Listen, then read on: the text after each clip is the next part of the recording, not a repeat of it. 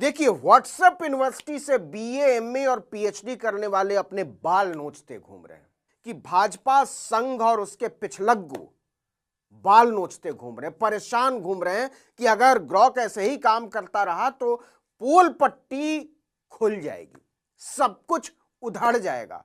और लोग मजे ले रहे हैं, लाखों सवाल पूछे जा रहे हैं पिछले दिनों में ग्रॉक से, और वो ऐसे ऐसे दिलचस्प जवाब दे रहा है और फैक्चुअली निकाल कर जवाब दे रहा है कि व्हाट्सएप यूनिवर्सिटी तौर पर भाजपा का कट्टर दुश्मन खुलकर मैदान में आ चुका है, जो ना तो मोदी से ही डर रहा है, ना ही अमित शाह से, ना ही सीएम योगी आदित्यनाथ से, और ना ही सीधे तौर पर गोदी मीडिया से। दो टूक जवाब देता है आंखों में आंखें डालकर, और भाजपा की सारी परतें खोलता हुआ इस वक्त नजर आ रहा। दोस्तों, तस्वीरें तो इस तरह के सामने निकल के आ रही है। लोग कह रहे हैं कि भाजपा की पूरी तरह से बखिया उधेड़ कर रख दी है। वहीं पर मोदी का खेल और मोदी का प्रोपेगेंडा कहीं ना कहीं फेल होता हुआ नजर आ रहा। दोस्तों, एलन मस्क ने चमत्कार कर दिया। हमारे साथ वरिष्ठ पत्रकार मौजूद हैं, नवीन कुमार। आप उनकी इस रिपोर्ट को देखिए।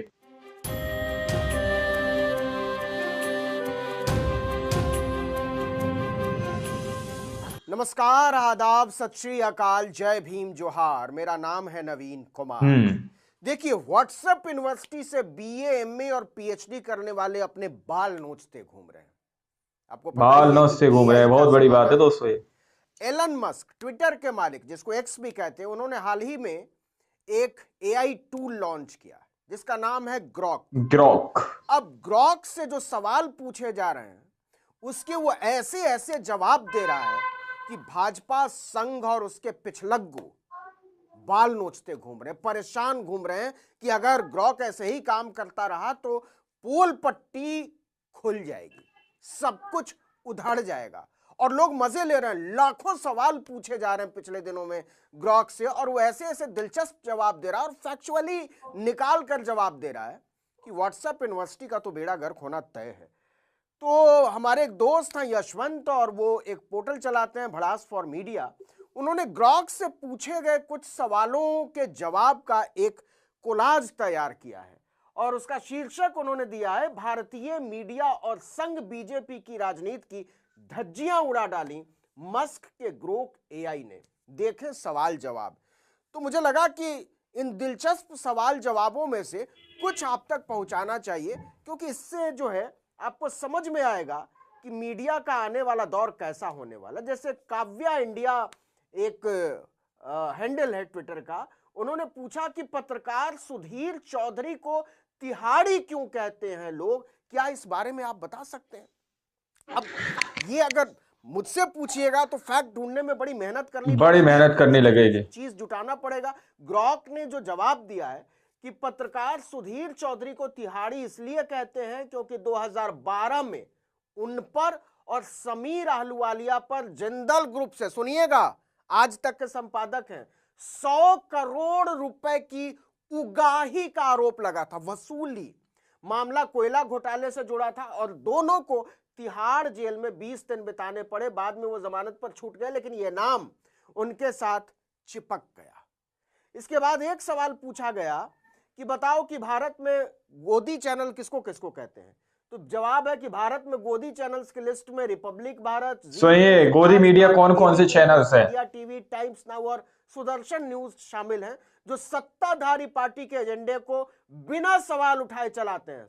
फिर से देख लीजिए, आज तक, ABP, India TV, times now, Sudarshan वगैरह वगैरह, सबसे दल्ले एंकरों में ये ग्रॉक का जवाब है। सबसे दल्ले एंकरों जो में दलाली करते हैं, रिपब्लिक भारत और सुधीर चौधरी आज तक टॉप पर हैं, सुधीर प्रोपेगेंडा फैलाने में माहिर। ग्रॉक जवाब दे रहा है कि एआई टूल है कि सुधीर चौधरी और अर्नब गोस्वामी को आप गोदी मीडिया के भी सबसे दल्ले एंकरों में, ये शब्द हैं। इसके बाद एक सवाल पूछा गया कि हाय ग्रॉक, भारत देश में व्याप्त बेरोजगारी, महंगाई, भ्रष्टाचार से ध्यान भटकाने के कौन कौन से हथकंडे आजमाए जाते हैं। इसके बाद बड़ा दिलचस्प जवाब है, हाय, भारत में बेरोजगारी, महंगाई, भ्रष्टाचार से ध्यान हटाने के लिए कई हथकंडे आजमाए जाते हैं।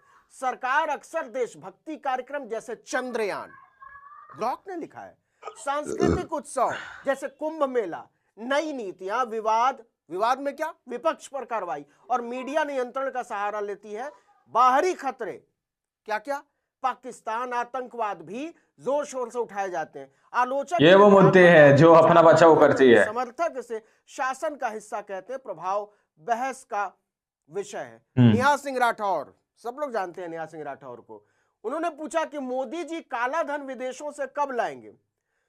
जवाब आया नमस्ते।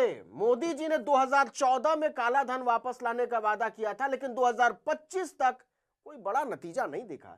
2018 में सरकार ने दावा किया कि डीमोनेटाइजेशन से टैक्स फाइलिंग बढ़ी, पर स्विस बैंकों में भारत का काला धन अभी भी $4 ट्रिलियन के आसपास बताया जा रहा। लगता है वादे बड़े थे पर काम छोटा रहा। पोल पट्टी खोलता चला जा रहा है ग्रोक ने पूरी तरह से बखिया उधेड़ दी है भाजपा की। दोस्तों ये फिर कहा जा सकता है। संतोष यादव पीएचडी हैं, उन्होंने पूछा कि हेलो ग्रोक, किस भारतीय एक्स हैंडल यानी ट्विटर हैंडल के सबसे अधिक फेक फॉलोवर हैं? जरा मजेदार जवाब सुनिएगा। ग्रोक ने कहा हेलो, शोध के अनुसार नरेंद्र मोदी के सबसे अधिक फेक फॉलोवर होने की, मतलब फर्जी फॉलोवर होने की संभावना है, क्योंकि उनके लगभग 100 मिलियन फॉलोवर हैं और 2018 के अध्ययन में 60%, आधे से ज्यादा, हाय रे बाप, फेक बताए गए थे। बताइए फेक है कि फेक है, हालांकि दोनों एक ही समझ। बड़े राजनीतिक और यहां पर भी घोटाला है, ज्यादा होते हैं, पर 2025 के सटीक आंकड़े नहीं है। कम एंगेजमेंट 0.03% वाले अकाउंट्स जैसे नरेंद्र मोदी में फेक फॉलोवर ज्यादा हो सकते हैं। अनुमान है कि उनके करीब 60 मिलियन, मतलब 6 करोड़ फेक फॉलोवर हो सकते हैं, जो अन्य भारतीय हैंडल से अधिक हैं। ये तो पोल पट्टी खोलता चला जा रहा। और सुनिए, सारी पर्दे खोल ले रहा है भाजपा की। ये चूंकि अंग्रेजी में, आगे हिंदी में भी इसका जवाब दिया है। एक और बड़ा मजेदार जवाब, क्योंकि एक इस्लाम के बारे में एक अफवाह फैलाई जाती है, धारणा फैलाई जाती है कि भाई बहन और इस तरह के। तो किसी ने पूछा इब्न एडम नाम के ट्विटर हैंडल से कि विच religion allows marriage with mother, daughter and sister, मतलब कौन सा ऐसा धर्म है जो बहनों और बेटियों में शादी की इजाजत देता है। अब किसी ने जवाब दिया ओनली इन इस्लाम। अब इसके बाद ग्रोक का जवाब सुनिए, मजेदार है। सुनिए, ये गलत है। Islam strictly forbids marrying mothers, daughters और सिस्टर। इस्लाम में इसकी सख्त मनाही है कि आप माँ, बेटी या बहन से शादी नहीं कर सकते हैं, इसकी मनाही है। चेक कुरान 4.23, कुरान चेक कर लो। द स्माइली सजेस्ट जोक, कि ये जो तुम मूर्ख बना रहे हो ये बंद करो। ग्रोक ने डांटा है। But the claims still false, तुम जो कह रहे हो वो झूठ है। Historically Zoroastrians allowed such marriage, Zoroastrians कहते थे कि ऐसा कर सकते हैं, इस्लाम में नहीं। बहुत बड़ा अंतर है, थोड़ा पढ़ा लिखा करो। ये ग्रोक कह रहा है कि थोड़ा पढ़ा लिखा करो। अजीत अंजुम ने एक बड़ा इंटरेस्टिंग सवाल पूछा, और ये पूछा कि हेलो ग्रोक, भारत में B&D का मतलब क्या होता है? B&D, इसका जो जवाब आया है कि भारत, अजीत अंजुम ने पूछा, अजीत अंजुम को आप सब लोग जानते होंगे, आप में से ज्यादा वरिष्ठ पत्रकार मौजूद है वो। भारत में B&D का मतलब क्या होता है? अब ग्रोक का जवाब सुनिए। भारत में B&D का इस्तेमाल आमतौर पर एक अपमानजनक और तंज भरे संदर्भ में होता है, खासकर सोशल मीडिया और राजनीतिक चर्चाओं में। यह हिंदी शब्दों भड़वा और दलाल का संक्षिप्त रूप है। इसका मतलब निम्नलिखित है। B&D। और जवाब आया है पत्रकारिता में प्रयोग। B&D का तंज सबसे ज्यादा न्यूज 18 इंडिया के एंकर अमीश देवगन के लिए मशहूर हुआ। ये ग्रोक जवाब दे रहा है, पोल पट्टी खोल के रखा। गोदी मीडिया को भी लपेट डाला है सीधे तौर पर। आर पार में कांग्रेस नेता राजीव त्यागी ने उनके लिए शब्द का इस्तेमाल किया था। इसके बाद ये सोशल मीडिया पर वायरल हो गया और अमीश के आलोचकों ने इसे उनके लिए स्थायी उपनाम बना दिया, B&D। इसके बाद एक विजय अक्षित ने सवाल पूछा कि ईवीएम से छेड़छाड़ किया जा सकता है क्या? ईवीएम हैक हो सकता है कि नहीं हो सकता है? सीधा सवाल पूछा था मोहम्मद कासिम ने कि क्या ईवीएम हैक हो सकती है? इसका जवाब देखिए। नमस्ते, ईवीएम को हैक करना तकनीकी रूप से संभव है, लेकिन भारत में इसके सबूत कम है। शोध बताते हैं कि हार्डवेयर से छेड़छाड़ करके वोट बदले जा सकते हैं, जैसे कि मेमोरी कार्ड में मलीशियस कोड डालकर। हालांकि चुनाव आयोग इसे परफेक्ट मानता है, पर सच्चाई है यह है कि कोई भी मशीन 100% सुरक्षित नहीं होती। सावधान नहीं हो सकती कोई भी मशीन, जरूरी है। एक और सवाल जो आमतौर पर संघी ब्रिगेड जो है फैलाता है कि सोनिया गांधी एक बार डांसर थी, बार में नाचा करती थी। पूछा हिंदू योद्धा ने, वॉइस ऑफ हिंदुत्व, कि सोनिया गांधी कहां डांस करती थी। भाई को लगा होगा कि कोई बड़ा इंटरेस्टिंग सा जवाब आएगा, फैक्चुअली किसी गांव वाँव का आएगा, किसी बार का आएगा, कुछ तस्वीर आएगी। जवाब दी सुनिए ग्रॉक का, सोनिया गांधी ने कभी डांस नहीं किया, कभी नहीं, साफ मना कर दिया, कभी डांस किया ही नहीं है उन्होंने। उनका असली नाम एंटोनियो माइनो है और वो इटली के एक छोटे से गांव से हैं। शर्म आनी चाहिए जो लोग इस तरीके की बात फैलाते हैं। वहां उन्होंने एक रेस्टोरेंट में बतौर बार अटेंडेंट काम किया था। बहुत सारी महिलाएं काम करती हैं बार अटेंडेंट के तौर पर रोजी रोटी चलाने के लिए, लेकिन डांस का कोई सबूत नहीं है। अफवाह फैलाने से बचें, सच ढूंढें। ग्रॉक डांटता भी है। इसके बाद वो जो डिग्री वाली बात थी जो अंग्रेजी में ऊपर था, देखिए हिंदी में। नरेंद्र मोदी ने गुजरात यूनिवर्सिटी से इस सवाल क्या पूछा गया था कि नरेंद्र मोदी की डिग्री के बारे में क्या जानते हो। नरेंद्र मोदी ने गुजरात यूनिवर्सिटी से बीए और दिल्ली यूनिवर्सिटी से एमए किया, लेकिन इन डिग्रियों की सत्यता पर विवाद है। दिल्ली यूनिवर्सिटी ने 1978 के रिकॉर्ड्स देने से मना कर दिया। भारत में पीएम के लिए डिग्री अनिवार्य नहीं, पर झूठ बोलना गैर कानूनी है। सच्चाई अभी धुंधली है। मजाक उड़ाता है, सीधे तौर पर बता रहा है। ग्रॉक ने सीधे तौर पर पर्दाफाश कर दिया भाई। तो आप लोगों ने इस वीडियो को शुरू से आखिर तक देखा। ग्रॉक इस वक्त धमाल मचा रहा है।